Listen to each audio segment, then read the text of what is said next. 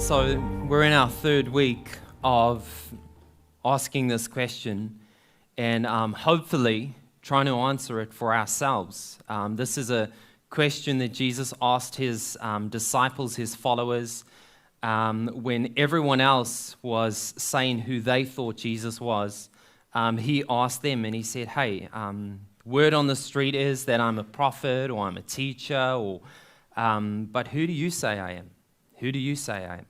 And we're believing that this is probably one of the most important questions that we could answer for ourselves when it comes to our faith journey. And so we're exploring different themes of who Jesus is. And over the past 2 weeks, we explored, Zalia kicked us off with Jesus the friend, right? Jesus is a friend.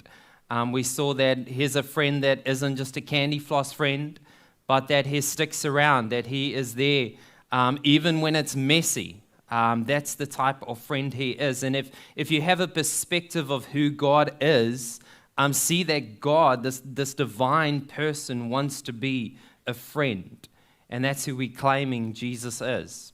Last week, Walter spoke a bit about Jesus, the teacher. And he so well communicated the value of Jesus being a teacher, right? We saw that we could live life with anticipation, that we can be expectant for God to do the impossible and not to just put him in a box. And he echoed the value of abiding, the value of us actually abiding and spending time with God and the difference that can make for our lives as Jesus teaches us. And then lastly, but probably most importantly, he echoed the application, how valuable it is to, if Jesus is this teacher and he's teaching us all these incredible things, the power really flows when we apply it, when we live it out. And today, I want to lead from that aspect of living out our faith and applying it to this theme of Jesus the healer. Jesus the healer. Right through the 4 Gospels, which are the first 4 books of the New Testament, Jesus continuously is shared as a healer. Over and over and over again, he heals people physically. If you read through those books, Matthew, Mark, Luke, and John, who were eyewitnesses, who were around when Jesus was around, they record Jesus, when he was on this earth, the miracles that he performed. And so today I thought it would be appropriate to start off by giving you a bit of a list, because I went through some of those healings that actually Jesus did so that we can see that Jesus is a healer. So if we look at a bit of this list, we can see, and if you read through these 4 books, you can see all these stories pop up that Jesus healed an official's son who was ill. Jesus healed Peter's mother-in-law. And quite interestingly, some scholars believe that's probably why Peter denied Jesus 3 times. Could have been because of that. But anyway, I won't go there. Jesus healed many sick and oppressed. Jesus healed a paralyzed servant. Jesus healed a paralytic man. Jesus healed a man whose hand was withered. He actually even raised a widow's son from the dead. Someone who was dead, who the family saw was dead. Jesus actually raised that son back to life. Jesus, he healed 2 blind men. He healed a man who was unable to speak. He healed an invalid, and it goes on. Jesus healed a demon-possessed man. Some who were sick actually just touched the garment of Jesus, and they were healed. Jesus healed a guy who was deaf and another guy who was dumb. He healed a blind man. He healed a man who was born blind with spit. All right, how crazy is that? This is crazy, Jesus doing all these things. He healed a boy with an unclean spirit. He healed a woman who was crippled. He cleansed 10 lepers, people who had leprosy. He healed them. He healed sight to Bartimaeus, and ending off, he also healed one of the high priest's servants' ear. When he was going to actually get arrested, one of the servants tried to take Jesus, and I think it was Peter who actually chopped his ear off, and Jesus stooped down, picked his ear up, and healed it. So I don't know what your faith background is and what your perspective is about Christianity, whether you believe in Jesus or not. But if we read these Gospels and written by some of the eyewitnesses who journeyed with Jesus over and over and over again, they communicate to us that Jesus is a what? A healer. That he's a healer, that he can physically heal people. People who are sick, who are ill, he healed them. And so today I want to ask us all this question. I want to ask you this question. And it is, how many of you believe that Jesus has the ability to heal? All right? Now, I believe this. I believe that Jesus has the ability to heal. I believe that Jesus has the ability to physically heal. I've experienced this in my life. And if you've been at Gracegate for a long time, you've heard me share this story a number of times that I'm going to share again. But at a crucial point in my life where I was only 18 years old, I had really just started my relationship with Jesus, as Doug was kind of echoing now. I'd grown up in faith, but then I actually discovered what faith really looks like, and I started a personal relationship with Jesus. I was in this group of young people. There were 10 of us in this group, and we were learning all about who Jesus is, and then we were going out throughout South Africa traveling and sharing that good news in different creative fun ways. And unfortunately, I was driving a minibus, and we were in a car accident. And it was a crazy car accident because the car rolled numerous times, and a few of my friends actually flew out of the van. And, that was 20 years ago. And still today, I have those thoughts. I can remember the scene. I can remember how still everything just felt. That I felt there was no one on the earth. I felt this stillness, and I was like, this is just a dream. This can't be real. That is happening. And I can remember it was in South Africa. It was on one of the big motorways in the middle of nowhere. And I can remember just looking out into these mountains and just wanting to run away and just disappear. But incredibly, through this tragedy and this accident, there was actually healing that I saw with my own eyes. Some of my friends who flew out of the van, a crazy miracle story is that the second car that stopped on the scene had 2 doctors in that car. And instantly those doctors started actually going around and helping some of my friends. And a long story short, some of those friends were taken to the hospital, and then they were flown to a bigger hospital in South Africa.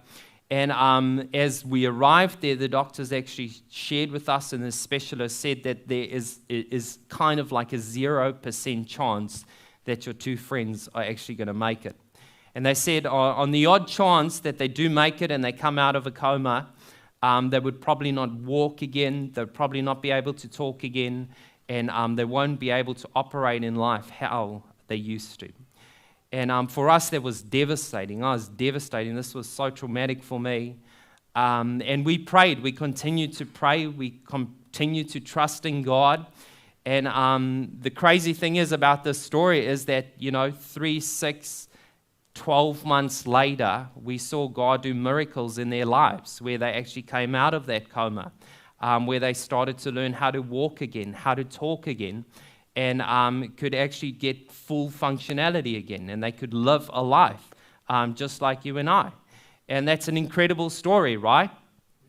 That's an incredible story of healing, and you know, that was definitely an answer of prayer. And I was like, so, you know, we were mind blown at this, what had happened in this situation. And some of you have experienced that. Some of you have loved ones. Some of you have been at the doctors. Some of you know the news that doctors have shared about healing, and everything looks really bleak, and God has done something supernatural to allow you to continue to live. Some of us have experienced that physically, maybe emotionally, but in some way, a number of us have raised our hands and we've said that, hey, Jesus does heal. We believe that he can heal. However, what happens when we know he can heal, right? When we believe he can heal, when we read through all these gospel stories and we see that he healed people, but he doesn't. Because we've been there, right? We've been there. You have a loved one or someone that you've prayed for, maybe yourself, and you've been praying and you've been asking God for healing, and still you haven't seen that healing. You know, the other part of the story of that accident is that there were another two friends who actually also flew out of the vehicle that I was driving. And unfortunately, they didn't survive. And I can remember going around helping them, helping the doctors, praying like I've never prayed in my life before. When someone is, you can see that they're about to pass away, you are just desperate, your prayers are messy, and you just, God, I will do anything if you can just heal them. And he didn't. He didn't heal them. So what did we do in that tension?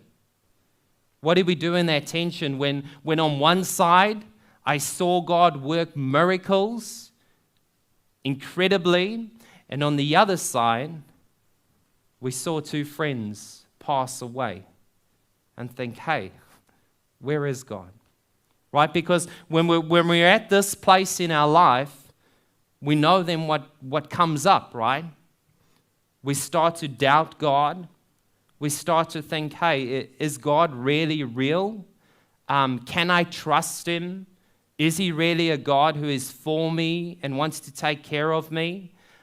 We start thinking like, hey, actually, you know, I even prayed, and the word says that if you pray, he'll answer your prayers, but he obviously didn't answer these prayers. And so what do we do with that tension? What do we do when we know he can heal, but he doesn't heal? How do we continue to pursue in our faith? How can we make sure that our faith isn't fragile and is just going to fall apart when this world shows us that there is pain and there is trauma and there is difficulties? And some of you have been there. You know, you've prayed for that loved one. You've prayed for that addiction. You've prayed for that depression. You've prayed for that loved one that they'll survive, and it didn't actually turn out that way. And what tends to happen, and what happened in my situation, was that I started to doubt. My faith started to become really fragile in that season, because I was like, is God real? Can he really heal? Why didn't he? So many questions started to open up about God's faithfulness. Is Jesus really a healer? Are these just all old stories? Or is there really a God who can heal? And today I want to share with you a bit about Jesus as the healer. And this is something I believe, is that Jesus heals, but he doesn't heal everyone all the time. Jesus can heal. I know he's healed. I've experienced it. But he doesn't heal everyone all the time. And I mean, just that statement there can ask so many more questions. Well, isn't that unfair? Isn't he supposed to heal everyone? If he has the power to heal everyone, does he really care then if he doesn't heal everyone? And today I want to try and unpack that for us so that we can see what faith really looks like when we place our faith in Jesus and when we describe him as Jesus the healer. You see, from all those stories that I had jotted down here, there's about 30 plus stories that teach about Jesus' healing. And I want to look at another 3 because these give us a bit more perspective into the story and behind the scenes. And the first one is the story that is also found in these Gospels. It's the story about this man at the pool of Bethesda who was healed. He was a man who was a paralytic. He hadn't been able to move the record. I think John writes about it, and he shares that it was about 38 years that this man had been sitting by the pool of Bethesda. And there was this belief that actually every so often an angel of the Lord would come and stir the water in this pool. And then if you had a sickness and you got into the pool, you would be healed. And unfortunately, the belief and the cultural understanding at that time is that if you were sick, it's because you had sinned. And so people didn't want to get close to anyone who was sick. And so this place was just really full of sick people. But even this guy wasn't even able to get to the pool. And so it's at this time that John records a story where Jesus actually comes to this pool. He sees this man and he moves towards this man and he actually heals him. And he says, hey, the way that you actually need to, if you want healing, he says to him, hey, I want you to get up, pick up your mat and walk. In other words, I want you just to trust me. I want you to have faith. I mean, this guy has been there for 38 years. Think a bit about this. Think about him even thinking, is this even an option anymore? Would I even be able to be healed? But for some reason, he trusts in Jesus as a healer. And he stands up and he's healed. An incredible story, right? An incredible story. Some of you could maybe relate to this story because you've been at a pool maybe for I don't know how long, begging, praying, asking God for healing, and you still haven't found it. But Jesus turns up on this case and he heals this man. Incredible story, right? However, the incredible part about this story to me is actually, why did Jesus only heal that one man? I mean, wouldn't it not have been a really incredible story if Jesus just healed everyone who was at this pool? Wouldn't it have that been an incredible story? Like the disciples and everyone, like Jesus can. He had the power. He obviously healed this person. So why didn't Jesus heal everyone at the pool? Does that make sense? You see, and I believe Jesus can heal, but he doesn't heal everyone. The next story we see is the story that I want to share is the story of a guy called Jairus. His daughter is really ill. She's, I think, only 12 years old, a young girl. And he's desperate. He's in desperate need for something to happen. The doctors can't help, and he has heard about Jesus, and he goes and he pursues Jesus, and he says to Jesus, hey, Jesus, my daughter's on her deathbed. I need you to come and please heal her. And so Jesus, he says, okay, I will. And he starts following Jairus, and they're on their way to Jairus' home. But while they're actually on their way, a large crowd starts to follow them. And there is a woman who has this disease of bleeding. She's had that for, I think also it was like 12 years. Doctors couldn't help her or anything. And she actually touches Jesus' garment while he walks past. And Jesus actually turns around and he stops and he asks the question. He says, hey, who touched my garment? Who touched my cloak? To which his disciples respond and they're like, are you serious, Jesus? Like, I mean, you are walking amongst a massive big crowd of people. I mean, heaps of people are touching you. I mean, place yourself quickly in the shoes of Jairus, all right? Think about this. He is desperate, and I have a young daughter, and so I would just imagine if my daughter is ill and she's, on her deathbed, I'm going to do whatever I can. There's an urgency, right? An urgency like you can't even understand that Jairus has. Imagine what he's feeling when Jesus is like stopping and taking time to ask who's touched his cloak. And Jesus then echoes and he says, hey, actually, I felt that there was power that left me. And this woman stands up and she says, hey, it was me. And she's healed. She's healed just through her faith of touching Jesus' cloak. Incredible story, right? And I don't know what Jairus is feeling at this time, if he's like, Jesus, let's go, or if he's like, wow.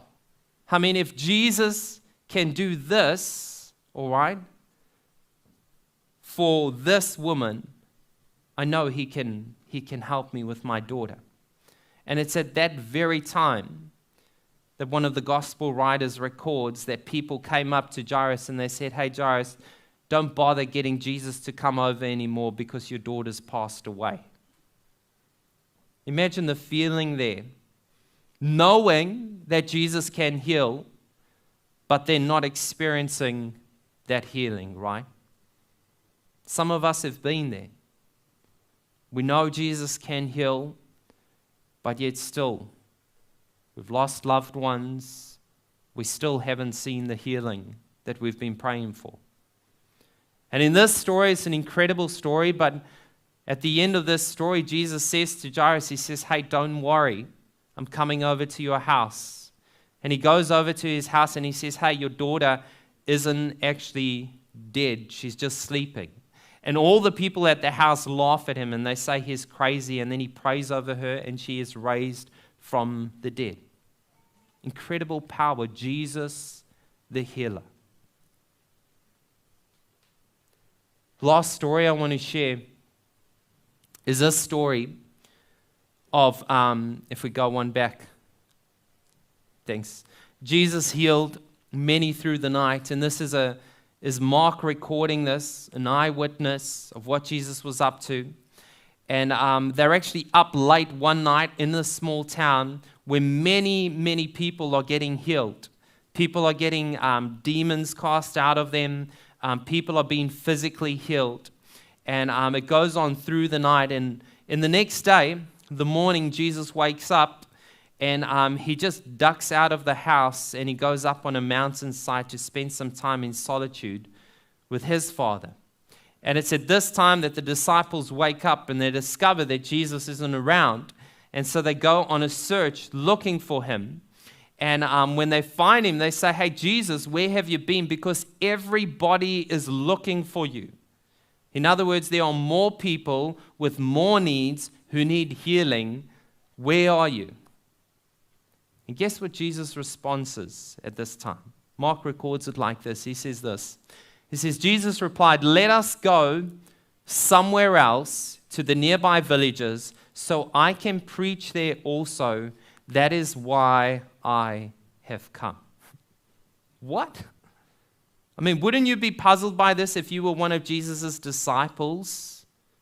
Saying like, no, Jesus, I want to remind you there are a whole bunch of people waiting for you who need healing, who need your help. And you are saying, hey, let's go somewhere else. You see, what this is helping us see is that Jesus had a bigger vision. Jesus had a bigger mission when he came to this earth. And again, I want to echo this saying that Jesus heals, but he doesn't heal everyone all the time. Do you see that? So what do we do with this? What do we do when we're faced with this tension? Do we give up on our faith? Do we trust in Jesus? Do we trust in God? If he can heal, but he isn't healing, like how do we know what to do? How do we pursue faith? Do we think this is just a waste of time? What do we do when we're faced with this tension? And I think one of the wisest things that we can do is do what one of the guys who was a leper did. when he trusted Jesus for healing. I'm going to show you a glimpse of this story. This is a man with leprosy. He came, he knelt before Jesus, and he says, Lord, if you are willing, you can make me clean.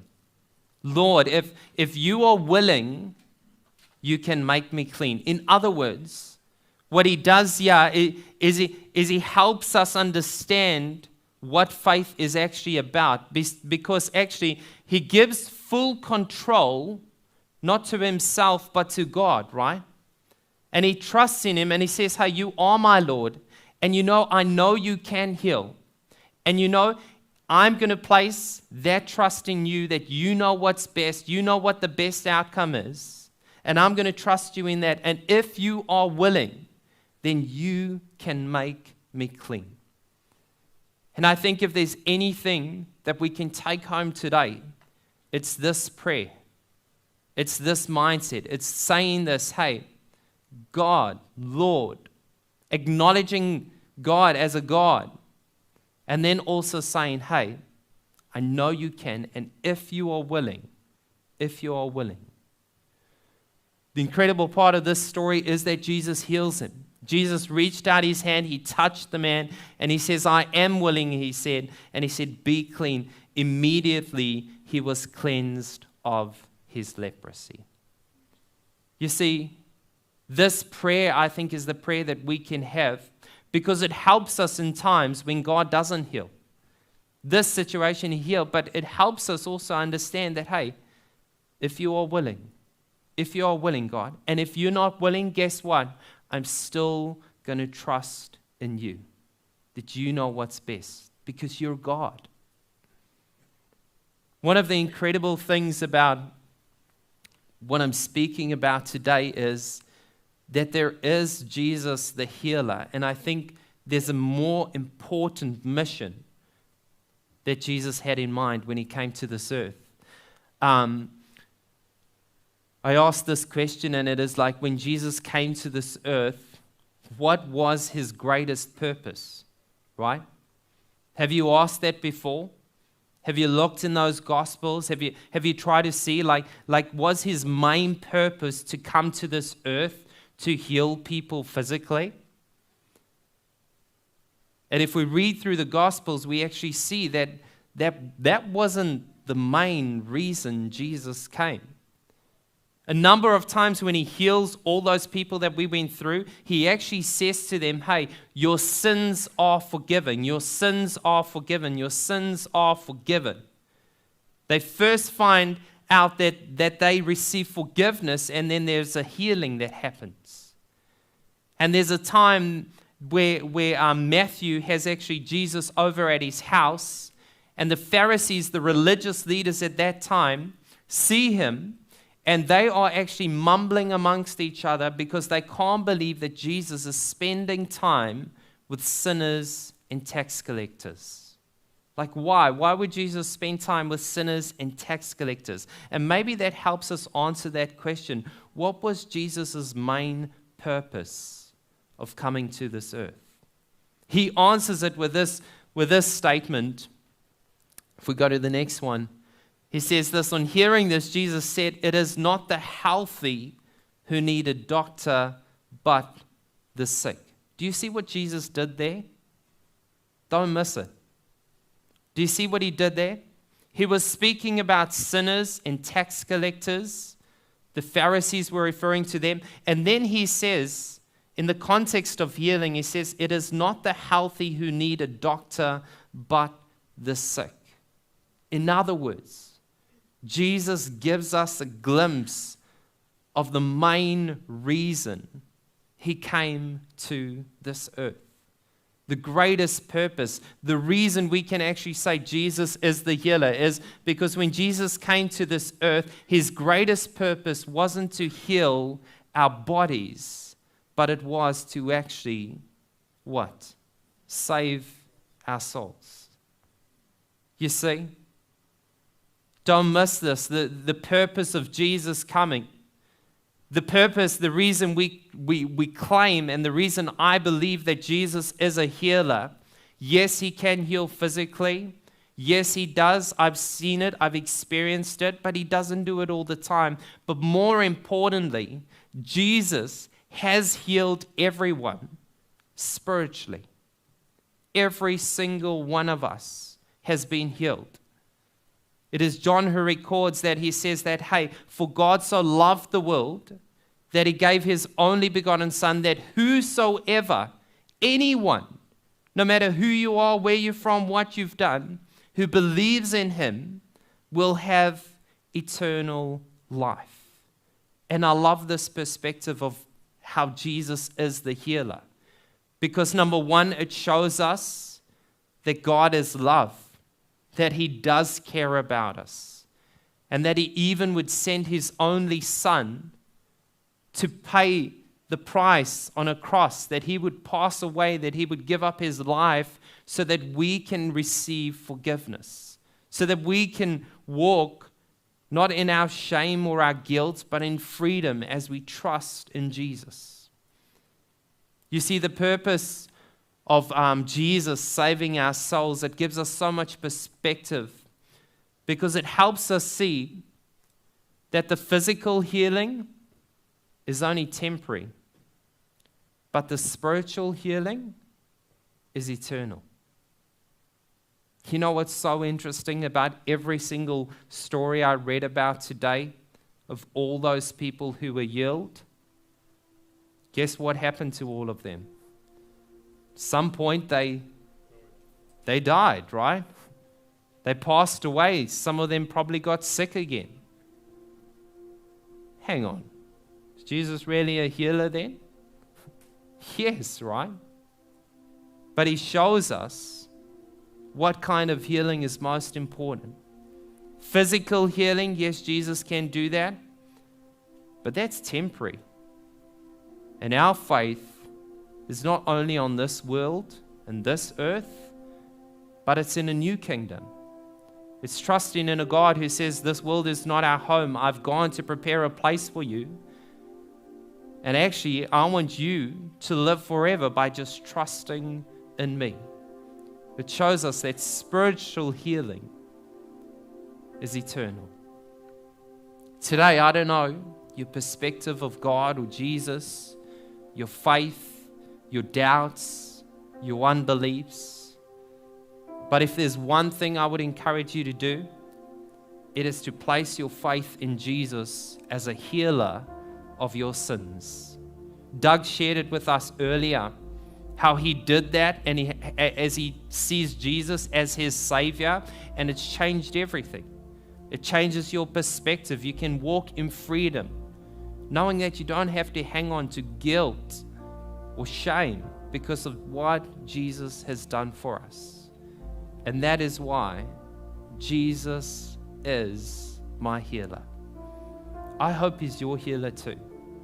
I hope you would place your faith in him. Because you know what? If you place your faith in him and everything he said is true, well, we get a kingdom. We get an eternal life with no pain, no sorrow, no sickness, no death ever again. And you know what? If it isn't true, and if everything that we believe isn't true and we come to the end of the life, then we've actually missed nothing. So why not just place your faith in who Jesus is? Because you'll actually lose nothing, but you could risk everything. So let's pray. God, today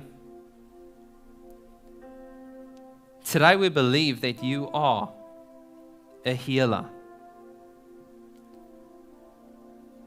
God, we believe that you can heal.